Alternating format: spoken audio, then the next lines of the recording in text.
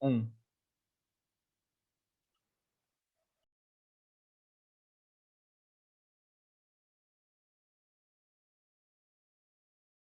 Bom dia, vamos dar continuidade ao debate agora, após a palestra da doutora Ellen Hunt.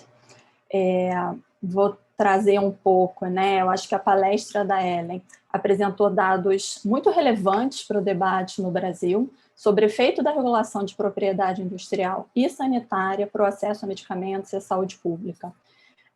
Esse tema ele está muito presente no debate brasileiro neste momento, em dois pontos específicos, né? Primeiro, a questão da inconstitucionalidade do parágrafo único do artigo 40 da Lei de Propriedade Industrial, que prevê um mínimo de vigência para patentes após a sua concessão, permitindo que patentes tenham mais de 20 anos de vigência, né, que vai além do que estava previsto no acordo internacional, no acordo TRIPS. Chama atenção, né, a apresentação da Ellen, que os mecanismos que ela cita, que são relacionados a eventuais extensões de patentes, eles são mecanismos suplementares, né, e são definidos em casos específicos, o que é diferente do caso brasileiro, que está previsto para todas as patentes. Né, está na legislação e previsto para todas as patentes. Como o doutor Dante falou na abertura, há uma ação de constitucionalidade no Superior Tribunal Federal para definir a revogação desse mecanismo da LPI. Né? Esse mecanismo ele traz efeitos significativos para o acesso a medicamento e para a sustentabilidade do Sistema Único de Saúde. Ele gera um gasto potencial, um gasto desnecessário para o Ministério da Saúde. Nós, no Grupo de Economia da Inovação da UFRJ, fizemos um estudo recém-publicado no Cadernos de Saúde Pública da Fiocruz, que calculou um potencial de gasto adicional chegando até 3,9 bilhões de reais, com somente 9 medicamentos que tinham ou poderiam ter as suas patentes estendidas. Tá? Esses gastos desnecessários serão crescentes nos próximos anos, porque conforme as patentes expirem no exterior, mas continuem vigentes no Brasil devido a esse mecanismo. Né? Há uma estimativa de cerca de 60 medicamentos com patentes estendidas no mercado brasileiro, e esse número só tende a aumentar. Né? Um levantamento que a gente fez entre 97 e 2018, de todas as patentes concedidas, mostrou que 92% das patentes farmacêuticas concedidas no Brasil teriam mais de 20 anos. Então, é um mecanismo que está presente, está sendo recorrente o seu uso, né? E pode gerar efeitos para a saúde pública, também para os consumidores na sociedade em geral e para a indústria farmacêutica nacional, porque ele atrasa a entrada de medicamentos genéricos e a possibilidade de redução de preço de medicamentos, que com a entrada de quantos mais genéricos entram nas suas classes terapêuticas, essas reduções podem chegar a 60%, 80% do preço de referência. Então, ela tem o efeito para os consumidores, porque cerca de 3% dos gastos das famílias com saúde são destinados a medicamentos. E esse percentual aumenta para as faixas de renda mais baixa da população, podendo chegar a 4,2%. Né? E são dados do IBGE, da Pesquisa de Orçamento Familiar. E esse mecanismo é ruim também para as empresas farmacêuticas nacionais, que são responsáveis por cerca de 90% dos genéricos produzidos no país. Além disso, evitam também e dificultam a introdução de inovações incrementais, não só a entrada de genérico, mas também da evolução, né, desses produtos pelas empresas nacionais, que cada vez mais avançam neste segmento. Tá? O segundo ponto que está em debate no Brasil e que conversa muito com a fala da Ellen é a introdução de exclusividade de dados de teste de registro de medicamentos. Né? A Ellen citou que isso não deve ser utilizado nos acordos internacionais para pressionar países em desenvolvimento a introduzir tais mecanismos. Né? O Brasil hoje ele não prevê exclusividade sobre dados de teste de registro de medicamentos para uso humano, tá? Ele prevê de medicamentos para uso veterinário, mas é importante destacar as enormes diferenças desses dois segmentos de mercado, né? Como isso é um assunto constante nas negociações, nos acordos comerciais, e muitos atores brasileiros ainda não se posicionaram, né, eu acho que a fala da Ellen traz muitas contribuições ao debate, e é importante que a gente avance nessa discussão. Então, eu tenho algumas perguntas a fazer para a Ellen, eu não vou me estender aqui no debate sobre o Brasil, porque eu acho que a gente tem que aproveitar a opinião e o que ela pode trazer para a gente, né, nessa manhã de hoje. Então, a minha primeira pergunta vai no sentido do que você, Ellen, você já começou apresentando, né, no Review of Pharmaceutical Incentive Systems da União Europeia, alguns resultados que indicam, né, efeitos não tão positivos sobre a questão dos investimentos em P&D. Eu queria que você avançasse nessa discussão e confirmasse ou trouxesse outras evidências ou exemplos, né, que pudessem avançar na discussão sobre essas extensões de monopólio, seja por patente ou por mecanismos regulatórios, se eles teriam efeitos sobre a inovação em medicamentos. E quais seriam mecanismos, se não, né, quais seriam mecanismos de incentivo mais adequados para estimular a inovação que não esses? Então, a gente iniciaria a discussão um pouco pensando no efeito da inovação, porque o tema sobre tanto a extensão das patentes, né, pelo parágrafo único do artigo 40 da LPI, quanto da proteção de dados, ela sempre traz a discussão, né, do estímulo à inovação. Então, vamos ver o que a Ellen pode aprofundar um pouco mais a sua fala sobre isso. Obrigada.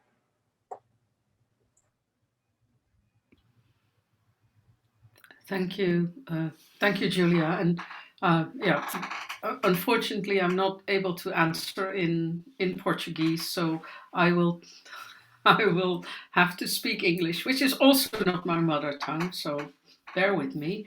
And I guess someone will indicate when I need to stop for the translation, because the translation is consecutive now. Is that correct? All right. Yes, correct. Well, correct. Thank you.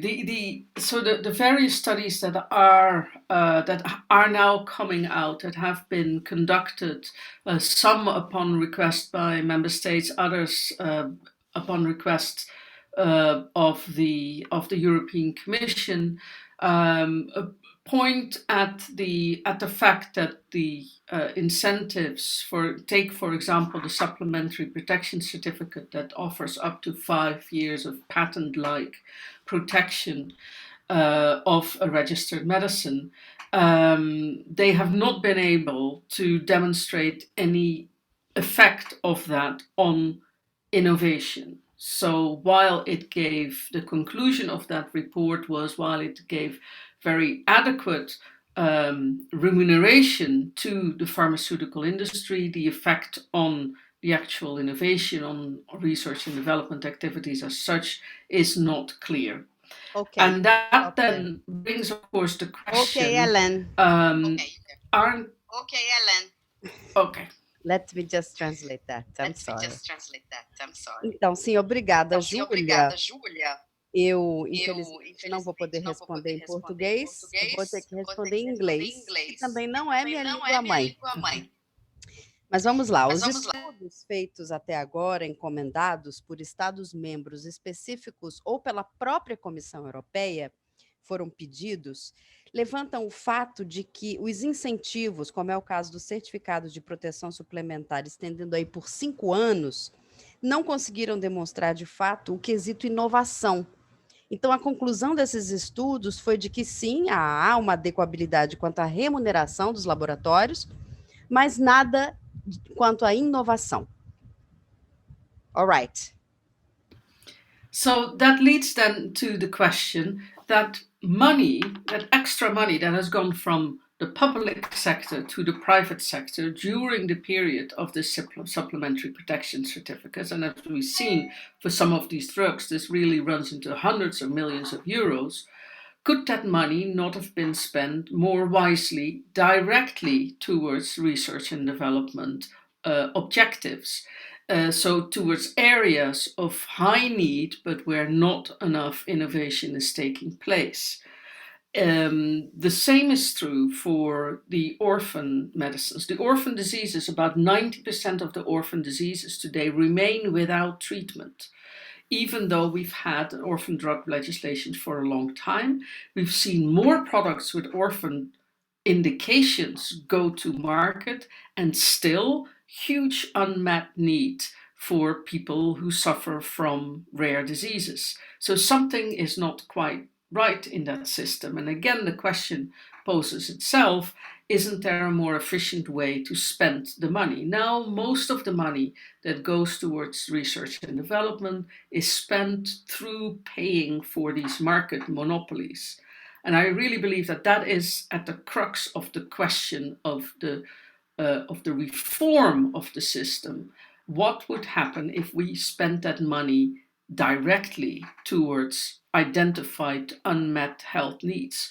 Could that not be a more efficient way of stimulating research and development? That money could still be spent on giving it to pharmaceutical companies who are good at developing medicines.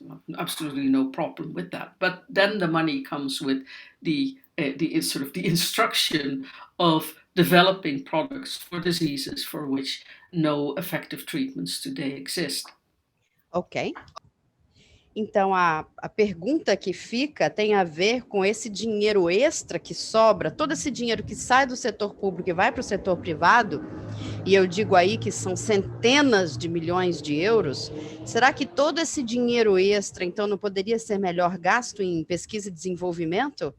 Áreas de maior necessidade, como a gente pode falar dos medicamentos órfãos, 90% das doenças raras ainda não estão sendo atendidas com tratamento adequado. E elas acabam indo para um lugar das pessoas que têm a maior necessidade, não estão recebendo esse dinheiro, as pessoas com as doenças raras. E há um momento agora que nós precisamos começar a pensar de uma maneira mais eficiente de gastar esse dinheiro. Poderia ir sim para pesquisa e desenvolvimento, mas não para ficar simplesmente pagando esses monopólios ad eternum. Então, aí é que está o cerne da questão, do que nós chamamos de reforma do sistema, que é, sim, colocar o dinheiro na pesquisa e desenvolvimento, mas com um indicativo de que pesquisa e desenvolvimento, para que, de fato, haja uma instrução para esse dinheiro ir para as doenças raras, para os medicamentos que estão com essas pessoas todas que não estão sendo adequadamente atendidas.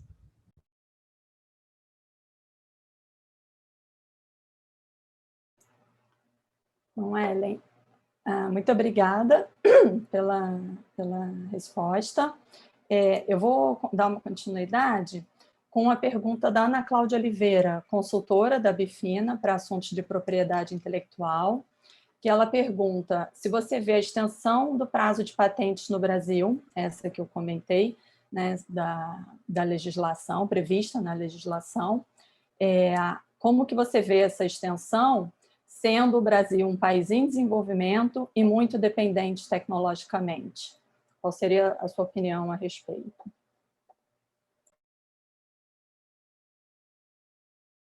Thank you for that question. That of course is absolutely key. Does it make sense, considering the level of development where Brazil is, to provide the type of patent protection that you see in very high income countries? If you look at the development of pharmaceutical patent protection in European countries, many of the European countries at the start of the Uruguay round, which led to the adoption of the TRIPS agreement, did not provide pharmaceutical patent protection, or that it provided only process patent protection, but not product. Spain did not introduce patent protection until 1972 or 79, I believe. Switzerland was very late. It had process, but not patents. They did not think that it was wise to have very strong patent protection because they wanted to develop their chemical industry. And as we know, Switzerland has been very successful in developing its pharmaceutical industry, but it did that by keeping the patent protection low. Now they are great proponents of a very strong patent protection and extended patent protection because they are now home to the rights holders. They are now home to a vibrant industry that holds a lot of patents the globe over. But that was not always the case. So that is, of course, the unfortunate aspect of what the TRIPS agreement did. The TRIPS agreement did not harmonize what was already sort of becoming common practice in the world. No, it harmonized globally what were the highest standards in high-income countries. And then developing countries had to sort of meet those standards, even though their economic development levels are not at that level.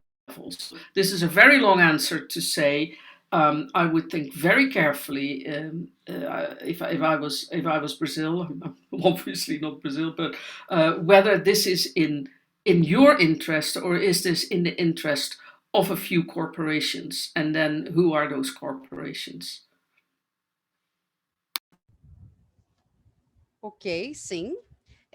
Obrigada pela pergunta. Isso é uma pergunta que é uma questão chave, faz muito sentido quando se fala no nível de desenvolvimento do Brasil, do ponto de vista da rigidez da sua proteção de patentes, que está parecendo que um país que não tem o mesmo nível de desenvolvimento econômico está tendo o mesmo nível de proteção de patentes dos países ricos, como o grau de proteção que nós vemos em alguns países europeus.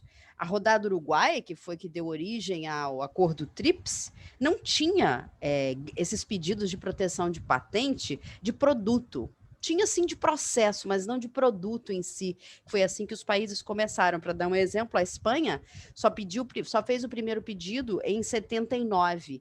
A Suíça deixou isso para bem mais tarde, do ponto de vista de apertar o cinto quanto à proteção rígida de patentes. Primeiro, o que a Suíça fez? Vocês hoje sabem que a Suíça é um país extremamente bem sucedido do ponto de vista do desenvolvimento dos laboratórios farmacêuticos. Então, primeiro, ela desenvolveu sua indústria farmacêutica, expandiu e começou com uma proteção de patentes mais baixa, menos rígida, menor. Agora sim que a Suíça está bem estabelecida, quer cada vez mais e mais e mais proteção de patente, porque tem uma indústria vibrante, com grandes interesses, e é de se esperar que ela queira exigir tal proteção. Então, assim, eu estou dando uma resposta longa para dizer o seguinte, que o TRIPS não harmonizou a prática global para todos os países igualmente. O que o TRIPS fez foi harmonizar para que os países com menos possibilidades fizessem como os países mais ricos ou com mais possibilidades estão fazendo, o que desiguala de alguma maneira. Então, para o Brasil, se eu fosse o Brasil, mas eu não sou o Brasil, eu deveria prestar mais atenção nessa tentativa de se igualar ao nível de desenvolvimento que o próprio país não tem nesse momento, quando nós falamos da proteção de patentes. Obrigada, Cláudia.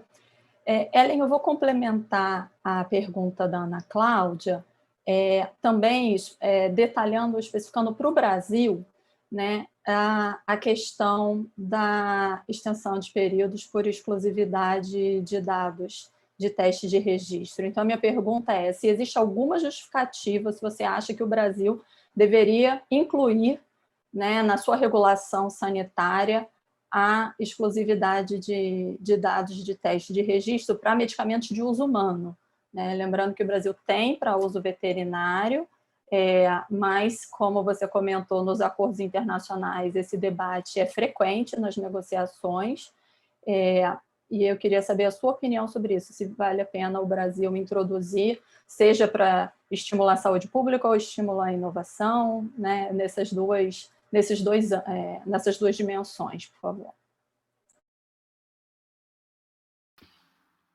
Yes, thank you for that question. First of all, in deciding whether you want to introduce data exclusivity or not, you would really have to assess carefully what would the benefit for Brazil be. there will undoubtedly be cost, because monopolies, and that is what a data exclusivity does, it creates an extra monopoly, even in places where patents may not exist or patents may be revoked. So the costs are significant. What are the benefits? The other problem is that data exclusivity makes the use of compulsory licensing very difficult, because the product that is produced or imported under a compulsory license cannot, for the duration of the data exclusivity, be registered unless you regulate that. So should you decide that data exclusivity is something that would benefit the Brazilian society, then at least make sure that you have a mechanism, a provision in your law that allows for a waiver of data exclusivity in case of a compulsory license. You could also choose for a system where you grant data exclusivity, but you combine it with a data compensation mechanism. So that if others need to use that data to register a product or refer to the data, that is possible, so that the data exclusivity may exist, but it cannot be used to keep competitors from receiving a marketing authorization. You can do that by having a compensation system. Say you have to pay a certain royalty to the data holder. Again, this is after you have decided that it is a good idea for some reason. But that would then at least take away the risk of extra monopolies. But I would like to stress again that there are no international obligations that are derived from World Trade Organization law, for example, that it would require Brazil to do so, and most middle-income countries, including most upper-middle-income countries, do not provide data exclusivity. The few that do usually have implemented it as a result of a free trade agreement with the European Union or the United States. Sim, obrigado pela pergunta. Bom, em primeiro lugar, o Brasil precisa decidir se de fato vai querer essa exclusividade de dados, porque ele precisa primeiro avaliar quais seriam os benefícios para o Brasil, porque não há dúvida de que vai haver custos. O que é a exclusividade de dados? Nada mais do que um monopólio. Então, os custos são altos. Então, o Brasil precisa se perguntar quais são os benefícios de criar isso e acabar dificultando as licenças obrigatórias, porque, para tanto, também o Brasil vai ter que aprovar uma legislação. Então, se for da escolha do Brasil, caso se decida se beneficiar com isso, vai ser preciso aprovar uma lei que vai liberar essa exclusividade, ou algo que seja equivalente ao que nós chamamos de um mecanismo de compensação de dados, porque aí não se impede a concorrência. Outras empresas vão poder entrar, por exemplo, pagando mediante um royalty, por exemplo, que poderia dar à concorrência. Agora, eu enfatizo, não há uma obrigação internacional, por exemplo, da OMC, que exija que o Brasil faça isso. A maioria dos países de renda média não tem exatamente esse sistema de exclusividade de dados. Às vezes tem bilateral com algum país, como Estados Unidos ou algum país da União Europeia. Mas, basicamente, em resumo, é isso. Obrigada, Ellen. A gente está chegando perto do final, mas eu tenho mais uma pergunta. Vou fazer bem rapidinho para sobrar tempo para a sua resposta. Você está tratando de mecanismos de regulação sanitária e patentária, mas a gente sabe que as empresas têm uma estratégia de evergreening, né, de extensão das suas períodos patentários já por processos judiciais e outras estratégias. O que você poderia dizer sobre a combinação dessas duas estratégias enquanto barreiras ao acesso a medicamentos, né? Então, a regulação somada às estratégias das empresas de evergreening. Que efeitos que podemos ter sobre o acesso a medicamentos? Well, that is a very big question, but in a way it starts with the regulation. We see that now in Europe, where people can get very angry over what happens, how regulation is used to is used to create layers of exclusivity, which are then exploited by companies that ask very high prices. But most of what the companies do fall within those regulations. So those regulations allow that type of behavior. So if I look at the European situation, our first response would be these regulations need to be tightened. You have to make sure that that kind of abusive, almost abusive behavior is not possible. Then there is, of course, also the interaction of competition law as a corrective, possibly corrective measures on some of this behavior. This is what is happening in the Netherlands, for example, with this CDCA case, which I talked about earlier. That case is brought before the competition authorities in the Netherlands, and subsequently other European countries have done the same. So this company, with regard to this particular product, is now under investigation by competition authority. So that is another way of correcting anti-competitive behavior, even though these companies have used the regulations at hand. A lot will depend also on government policy. Are governments prioritizing public health, the protection of public health, the protection of the public health system, because the financial protection of the health system, and I know in Brazil you have a very sophisticated universal health system, that needs to be prioritized. And when you prioritize that, then policies to protect the public versus private profiteering will take shape.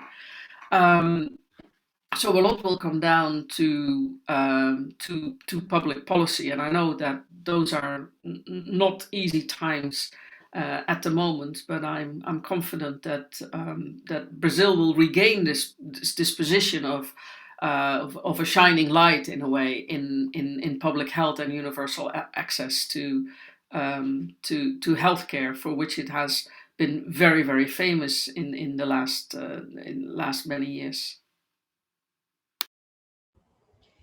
Sim, obrigado pela pergunta. Sem dúvida nenhuma, isso cai dentro das regulamentações. Do ponto de vista da Europa, as pessoas costumam ficar bravas, até como a lei é utilizada para criar o que eu chamo de camadas de exclusividade nas empresas que cobram grandes quantidades de recursos financeiros, né? Nesse caso, a regulamentação permite isso. A União Europeia precisa, portanto, criar, ou ela criou, melhor dizendo, mecanismos, mas com alguma frouxidão. Então, agora ela precisaria ser um pouco mais rígida para punir esse comportamento abusivo. É isso que precisa acontecer. Uma outra saída seria a interação dessa lei com a lei de concorrência. A lei de concorrência poderia cair como um aspecto de correção.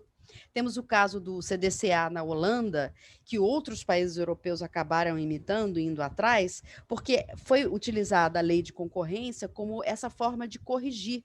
Isso é fundamental enquanto exemplo. O comportamento anticompetitivo seria, portanto, punido. Então, a gente precisa pensar em quê? Que tem que haver política governamental. A proteção do sistema de saúde pública precisa existir enquanto política do governo. Eu sei que o Brasil tem um grande sistema sofisticado de saúde pública, ele deve ser priorizado. É preciso haver uma política de proteção do bem público quando nós falamos do sistema brasileiro de saúde. É claro que eu estou falando aqui de política pública, o Brasil está numa fase agora que não é fácil, mas eu não tenho dúvida nenhuma que o Brasil vai voltar a ser iluminado novamente, porque o Brasil é muito famoso por ter o seu sistema universal de saúde, com acesso para todos, e essa universalidade vai retornar ao país que lhe fez tão famoso como antes. Ellen, muito obrigada mais uma vez, é muito bom ouvir as suas palavras. Nós também temos tentado, né, ao máximo defender e chamar a atenção dos efeitos dessas regulações e dessas legislações sobre o sistema público de saúde. A gente espera que esse momento de pandemia, né, chame a atenção e alerte a toda a sociedade de quão importante é o SUS e que precisa ser defendido. Então, é muito bom poder ouvi-la e trazer essas enormes contribuições ao nosso debate. Eu agradeço imensamente a sua participação. Nós chegamos ao fim, conseguimos cumprir a nossa meia hora de debate. Eu vou passar agora a palavra ao Alexandre, que vai dar as orientações para a próxima atividade. Muito obrigada e bom dia a todos.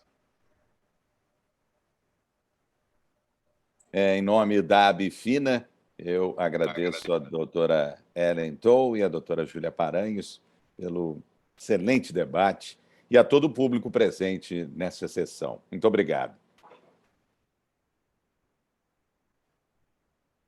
Nesse momento, passaremos à sessão de premiação do 11º CIPID, para o qual convidamos todos a participar. Será a 5ª edição do Prêmio Denis Barbosa de Propriedade Intelectual, instituído pela Abifina, para premiar empresas e personalidades do setor de química fina e biotecnologia, que são destaque no campo da propriedade intelectual em face do interesse público. O nome do prêmio foi uma homenagem ao jurista Denis Borges Barbosa, um dos maiores especialistas brasileiros no campo da propriedade intelectual. Após a premiação, encerraremos a parte da manhã do 11º CIPID, mas queremos convidar a todos vocês para estarem presentes conosco na sessão da tarde, que iniciará às 14 horas com a palestra de Ryan Abbott, que é professor de Direito e Ciências da Saúde da Universidade de Surrey, no Reino Unido, e palestrará sobre os prejuízos à economia, ao desenvolvimento e à concorrência pela prorrogação de prazos de patentes. Lembramos a todos que, para irem para a próxima sessão, devem clicar no botão laranja, onde está escrito Voltar para a lista de palestras, posicionado abaixo desta tela, selecionando a 5ª edição do Prêmio Denis Barbosa de Propriedade Intelectual, que também poderá ser vista em português e inglês. Querem um spoiler? Homenageado deste ano com o Prêmio Denis Barbosa de Propriedade Intelectual é alguém muito especial. Confiram a seguir. Aproveitem para tomar um copo d'água. Nos veremos na premiação em 2 minutos.